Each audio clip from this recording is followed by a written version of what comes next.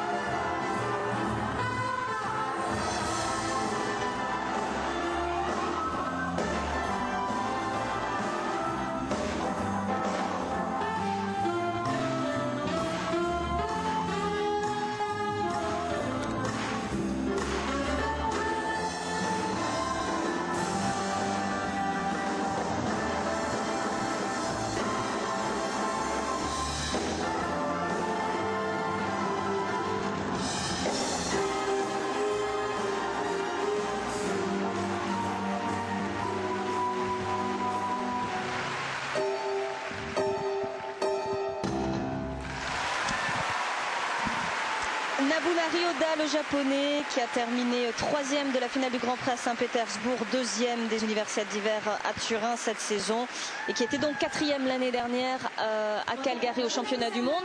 On l'avait vu assez serein sur ce début de programme, en tout cas dans son regard. Bon, il y a eu quelques petits soucis quand même. Alors est-ce que c'est la pression de patiner devant son public ? On peut le penser, Philippe. Oui, je crois surtout qu'il n'a pas encore la maturité psychologique suffisante pour assumer un rôle, non pas de leader, parce qu'il n'est pas leader, mais d'outsider et d'outsider probable. Donc il a dû subir vraisemblablement chez lui une forte pression médiatique. Et comme il n'a pas encore l'expérience internationale suffisante, eh bien, il faut le reconnaître, il a craqué. Il a craqué, on le voit tout de suite avec ce non-déclenchement sur le triple axel. Ça, c'est même pas une tentative, car on sait très bien qu'en situation de compétition, un saut part. Donc c'est véritablement un non-déclenchement par refus d'inhibition.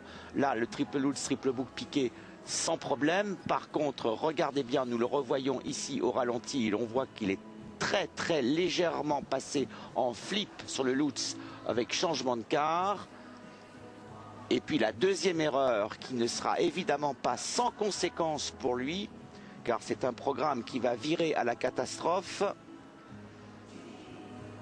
Erreur commise ici en réception du triple flip, pourtant saut qu'il devrait maîtriser puisque tout aussi bien il fait le Lutz également en flip.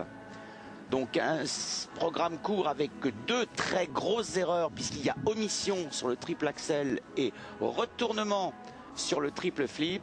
Visiblement, il n'était pas là. D'ailleurs, on l'a bien vu à un moment donné, avant d'attaquer sa séquence de pas, il était à l'arrêt, attendant le départ de la musique pour lancer sa séquence de pas. Donc il est complètement passé à côté de son programme, mais ça fait partie, ça, des expériences que doivent traverser les grands patineurs pour accéder véritablement à maturité. Donc n'en voulons pas exagérément à ce patineur qui est encore en âge junior et qui fait en quelque sorte ses armes ici au plus haut niveau dans le cadre de la compétition avec stress. Ouais, il aura 20 ans ce dimanche, Nabunari Oda, mais ça fait quand même peut-être les affaires de Brian Joubert, ça, puisque vous l'aviez donné dans votre trio de tête, Philippe.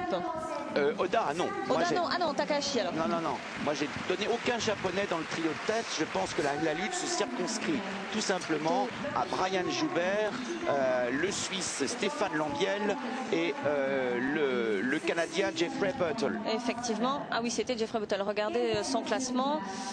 On attendait peut-être de mieux de Nabunari Oda, qui est 5e au classement provisoire.